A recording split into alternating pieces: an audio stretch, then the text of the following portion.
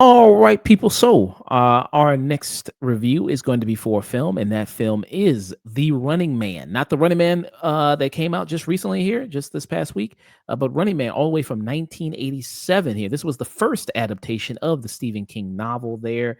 Stephen King was the author of The Running Man, which he wrote this book. 1982 is when he wrote The Running Man there. So, not that it got adapted pretty quick, only 5 years. It was a quick adaptation there for this. This is And starring. under a pseudonym, or a pseudonym that he wasn't even like known to be his book at the time either. Yeah, Dick Bachman, Richard Bachman there. You got that. And here it's starring Arnold Schwarzenegger there in this 1987 film. And Arnold Schwarzenegger, huge, humongous star in the 80s there. At this point in his career in the 80s, he had already done Terminator. He had already done Predator already, which was in 82, I believe. Predator Was it? was. I want to say it was an 82 there. I want to say. Let me check for you here just to see. Oh, no, that was in Predator, 87. That was in the same 87. year. Oh, there you Okay. go. Well, That was in the 87 same. was a big year for him. Yeah. So yeah, he was a massive star there coming up there. He also had Conan the Barbarian was also big there. He had that film, Commando as well. Total Recall, Total Recall was in the 90s. Yeah, that was 90s. 90s movie. Yeah, 90s movie there. But what is Mr. happening? Freeze and Batman and Robin a few years later. Mr. Yeah, that was a classic role, iconic there, all the way in 97 there. Jingle All the Way, which was in 96. I love that movie. Kindergarten Cop. Kindergarten Cop. I mean, hey man, the Which bangers. trivia, I don't know if you know this. In the first Silent Hill game on PlayStation 1, there's a creepy elementary school level, and that elementary school is modeled exactly to detail after the school in the movie Kindergarten Cop. Oh yeah, I think you did tell me that before. Yeah, so that was a fun reference there for that one. So I think his career Arnold's kind of cooled off, and I mean, no pun intended, Mr. Freeze, but it kind of Let's kill the dinosaurs.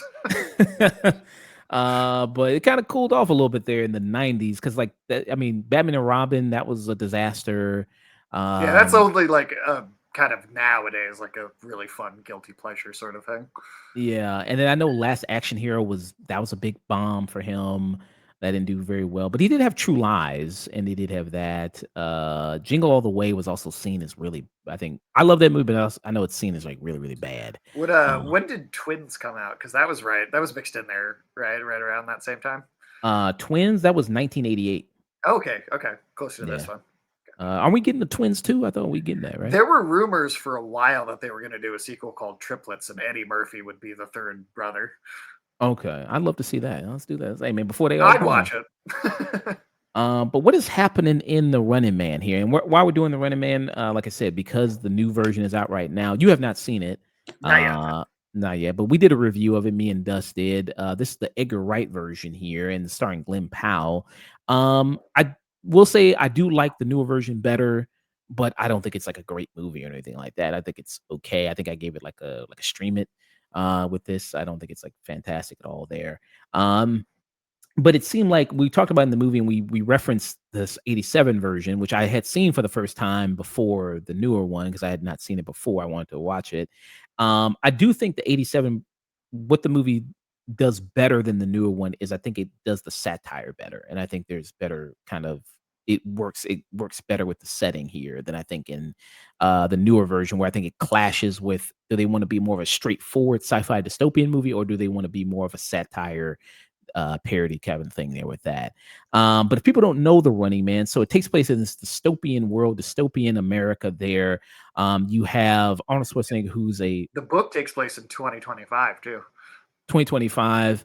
And I think in the movie, the way the movie opens, I think they said the future year is supposed to be what 2017 is the future year. It's 2017, and then there's like a 2-year time jump kind of early in the film, and so it's 2019 is like the main majority of it. But yeah, I wonder why they shortened the time. Did they couldn't imagine 2025? that was I guess. too far. This sounds like too crazy. We'll never get there. Yeah, that's too far in the future for that. But yeah, so you have this dystopian world there. Arnold Schwarzenegger, who is this policeman there. It's an authoritarian government, authoritarian state that's running America, and you have Arnold Schwarzenegger, who's a policeman who gets ordered. He's in a helicopter and he's flying over protesters. He gets ordered to shoot and kill the protesters. Unarmed civilians there, babies, children, women. Netanyahu's favorite dream there. And then when he gets ordered to shoot him, he refuses because he's Arnold Schwarzenegger. He's the good guy. He's the Yeah. hero. You know what I mean? A good American guy with an Austrian accent. And Funny thing, and I think this goes for this movie too, but in general, in the German dubs of his movies, he was not allowed to do them because his accent is considered was at least in Austria considered like a backwoods like redneck version of an Austrian accent. oh, okay, I So didn't know that. they did not allow him to do the German dubs of his own performances, even though it's his original language. Oh, wow, I did not know that. Interesting fact there. But yeah, he gets ordered, he refuses there. And when he refuses, he gets put into a work camp there. And when he gets put into this work camp, he breaks out, escapes with some other prisoners there, some other famous prisoners you might have seen in some other sci-fi movies. Yafet Koto is also one of them there, who people might know from Alien. There as well there. And when he breaks out of there, he's all about, hey, I want to go, I want to, escape this place there. Now he's broken out, but he gets roped into being a part of a game show, a TV show called The Running Man there, where in this game show, if you win, you get to win your freedom. And this show is run by Richard Dawson there with his show, right? Who at this time, Richard Dawson was the host of Family Feud at this, which was a big game show. It's still a big game show now on TV. It's still pretty huge now. And then it's funny, I was watching the Honest trailer for Running Man, and apparently, I think also Alex, your co-host, he also said this, like he was doing a lot of kissing the women on the set. Yes he did. Yes he did. I guess that was something he was known for. I guess is filling up the women even on camera and everything. They're like full That makes you on. wonder what he was doing backstage. Yeah, and he works great as the slimy because he's both the producer of the show and the game show host of it. Where as in the newer version, it's separated. We have Coleman Domingo, who's the game show host, and then Josh Brolin, who's the big executive over everything. But yeah, what do And you talk think? about pacing, because all of that setup is in like what, maybe 15, 20 minutes. Yeah, they get right into it. They get right into the game pretty easy. I mean, that's the first opening scene is him in the helicopter, everything like that. That's all boom, work camp, boom, escape, there, everything. And then, yeah, Running Man is set off there. What do you think about Running Man 87? Well, I hadn't watched this in maybe 20 years. It had been a while. But it was fun to revisit, honestly. The movie is not exactly a straight adaptation of this book, right? I think they took the sort of general conceit and then they made an Arnold Schwarzenegger movie based on the general conceit. So, like, I haven't seen the new one. I know that the character and kind of the backstory of the character with the sick kid and having kind of signing up for the game show as a way to get money, that is from the book. This whole thing of like being a like part of the military and then disobeying an order because he's just too good, and that's definitely all original to this. But I will say that it does manage to have a very, as goofy as it is, it's got a very consistent tone. Like it is always this same level of goofiness. And it's funny too because you're talking about the all the mention the Mr. Freeze puns and stuff. I feel like this movie was doing that before Batman and Robin ever even had the chance. Like in terms of Arnold one-liners and like killing a bad guy and then having a sarcastic pun to make after. This is almost the first film that really was doing what that ended up kind of becoming later. Oh, yeah. I mean, he even does like one of the cardinal sins any actor can do is like he repeats a famous line for one of his movies. He does the Yeah. I'll Be Back, which was Yes, he does. Terminator there. But he does, yeah. I mean, it's just puns like galore Yeah. in this movie, like back to like when he's killing people. And then a part of this game is that you have like it's like professional wrestlers. They got all like characters and shit like that, like Buzzsaw and It feels like professional wrestlers meets like the 1995 Mortal Kombat movie. yeah, I mean it's just crazy with the names there, and they all have like a special thing. Like, of course, Buzzsaw. What does he do? He's got chainsaws and everything like that. Fireball. He looks like Firefly from Batman, and he's got a flamethrower. And then you got another guy. Who was the guy that was all lit up like a Christmas tree? What was his I don't name? remember his name, but I thought it was absolutely hilarious that he was in, because that's what I didn't expect was him to come on and start singing opera. Yeah, that's his gimmick is that he sings opera and everything like that when he's killing people, and then you have a character who's like the first one they face who's like Sub-Zero, that's his name. Yeah, He got that kinda going on. So, and here's kind of a it was even an ice skating scene. ice skating scene there. He makes puns about all the people's deaths, all of the people except for the guy that sings opera because he doesn't kill that guy. Right. The woman kills that guy. But here's an example here of all the puns that are in the movie there. Give you a lift.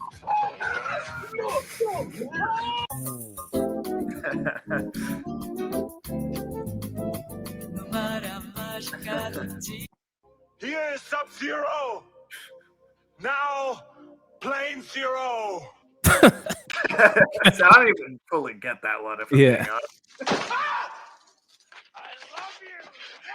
Don't forget to send me a copy. Find out our police can crack the code. Get it to make an underground jamming network. Jam the network. That's right. Jam it up your ass. That's not even a pun. That one's not even a pun. Right. Keep it. What happened to Gaza? He had to split. I mean, it's just kind of back to back. I mean, it's a lot throughout the movie. There's also like 6 or 7 that are just about someone's ass too. I mean, it's crazy. I mean, this seems like you said this movie seems like just a vehicle for Arnold Schwarzenegger at the time because of how big of a star. Not really because like, hey, we want to really adapt this book and do a good, faithful adaptation of the book there. And I have heard from people like you that this strays very far away from the book. Like pretty much only the name and kind of the game concept is mainly what they take from it, and that's really about it there with that. And then you kind of have like a pointless love interest in here that he meets when he breaks out. I don't even feel like it's a love interest until the last 5 minutes too. Like I don't even think they don't even seem like they're building that up until the very end, and all of a sudden it's like, oh hey there, like out of nowhere. You know, I guess because she's like, I mean, you're the only real woman here.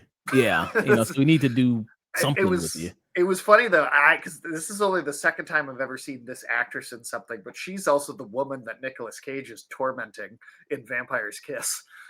Oh, okay. I didn't see Vampire's Kiss. Okay, so she's also in that movie. She's just this poor office worker, and he's just the guy like in the big office. I forget if he's a lawyer. It's been a while since I've seen it, but she's just the person that his insanity just targets and torments throughout that film. But yeah, so I was like, oh wow, that's again, it's from the same sort of general time frame. So I'm curious what else she might have been in, honestly.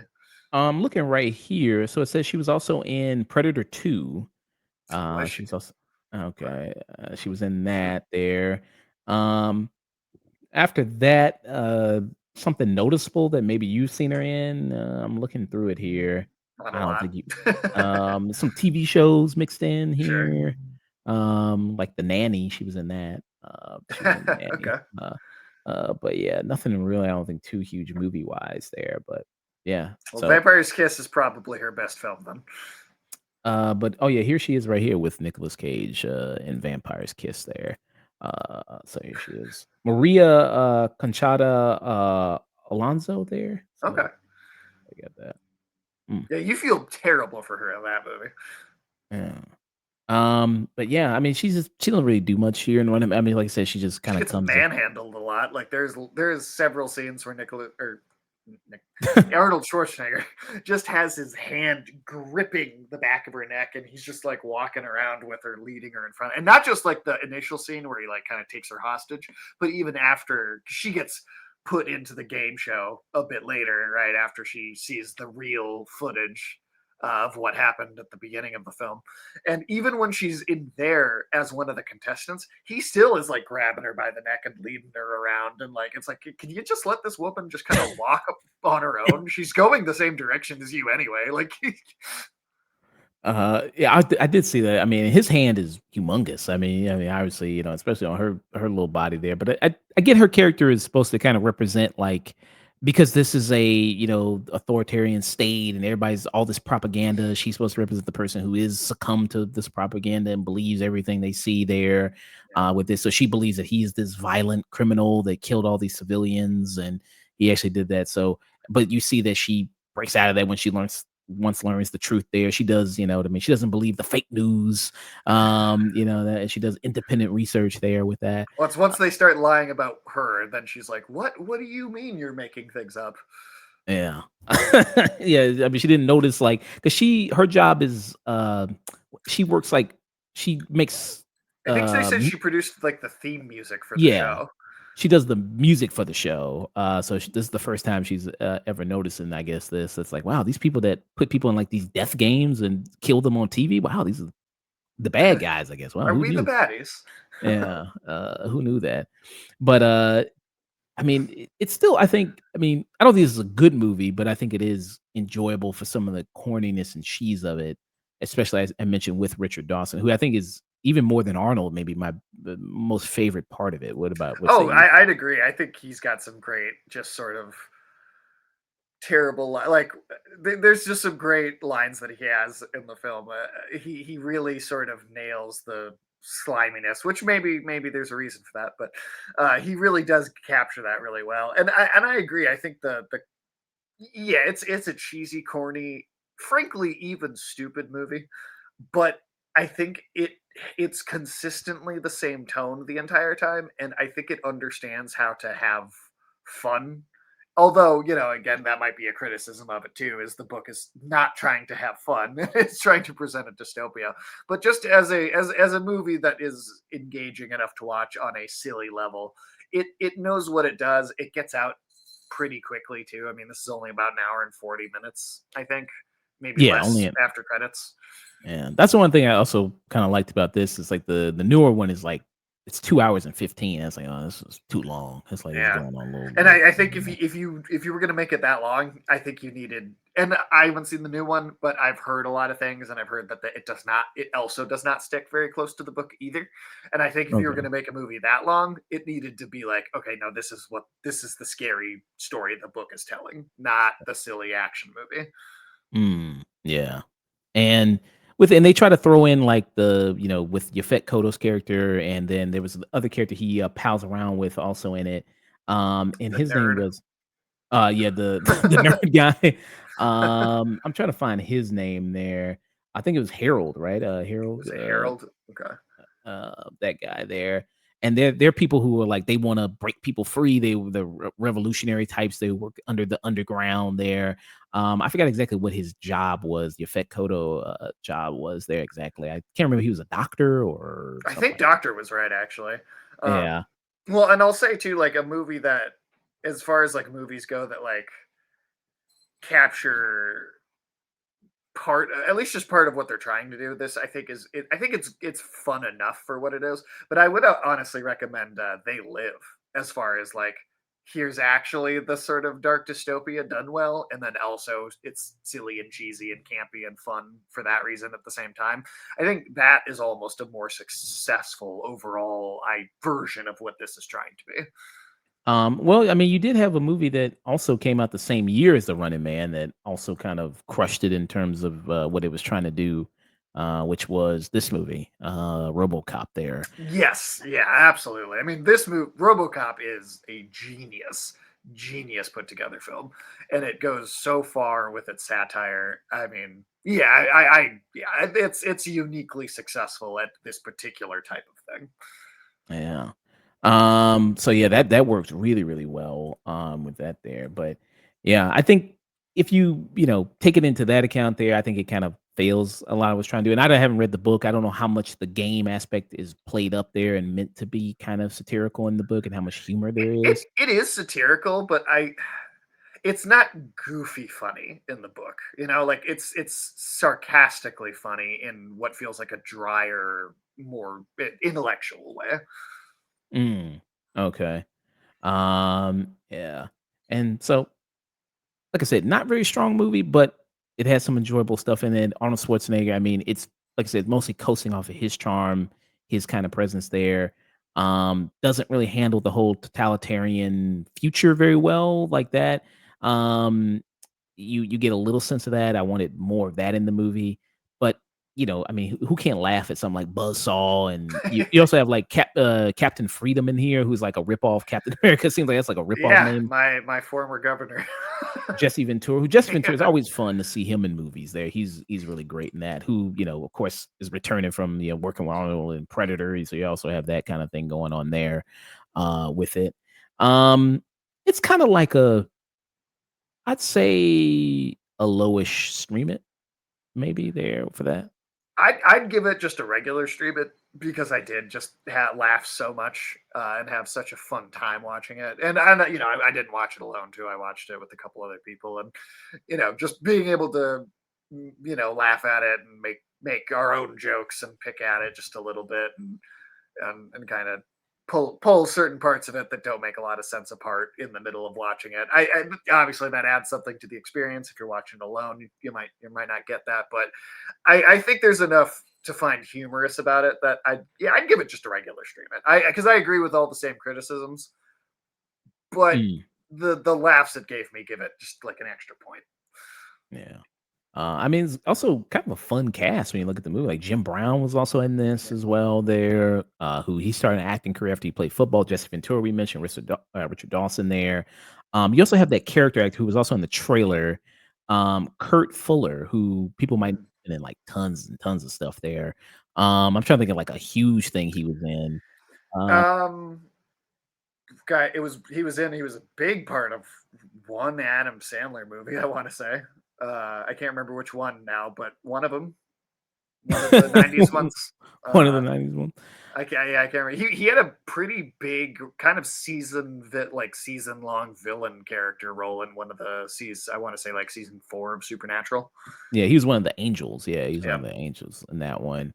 But he's also been in like shows like Psych. He was in. It seems like he's his kind of an big. underutilized actor, honestly. Yeah, it seems like his big one is his movie role is Ghostbusters 2. He's known for that, and No Holds Barred, Hmm. which was that Hulk Hogan movie. So yeah, that there. But yeah, good use of kind of actors there. Sometimes just popping up as like the slime. He's probably like the slimy corporate TV people there. I think he works kind of there well in that aspect. The whole underground revolution thing is so underbaked and undercooked. They don't even really focus on Yeah, they that. barely spend time on that. It's very silly. It's very in and out. I mean that's what I say They Live did some of the ideas this movie's trying for better. That's one of the things I'm thinking of. But yeah, it's just there to have a like very schmaltzy sort of Hollywood ending to the whole thing. It's cool. One of the main revolutionary guys is Mick Fleetwood. That's pretty cool Hmm. from Fleetwood Mac. So he's in here. That's just weird. Like, why's a dude Yeah, from that's Fleetwood? pretty random. Okay, out of all the people you can get, I don't know. Maybe he was a big fan of the book. I don't know. That's Um, possible. and he wanted to kind of be in it there. But yeah, and so this movie, so apparently the budget on this was 27 million, and then it ended up making 38.1 million. So not really hugely successful there. Broke But even, but yeah, and then the critics gave it kind of mixed to okay reviews there. So kind of about how we were on it there with that. People praise some of its jabs at kind of media at the time because of the state. Who was the president in 1987? Was it still Nixon or was it Ford still? Uh, uh can't remember who the president was there at the time. in 88 or 87. 87. 87. Well, it should have been the same term, but that was Reagan. Okay, Reagan. Okay, that's perfect to do a movie like this with Reagan. It does fit that. It definitely fits that. I mean, I Perfect can joke. imagine seeing it at the time and going like, "Yep, that's what it's like." Fun facts about this movie. So people who work with Richard Dawson on the game show Family Feud said that in real life he basically was the character of Damon Killian, in his handling of underlings there. So very much kind of there. It says originally scheduled for July 1987 release, it was moved back 4 months by TriStar to avoid competition with Arnold Schwarzenegger's other summer film, Predator, which is 1987 there, which released in June. You had that as well. But yeah.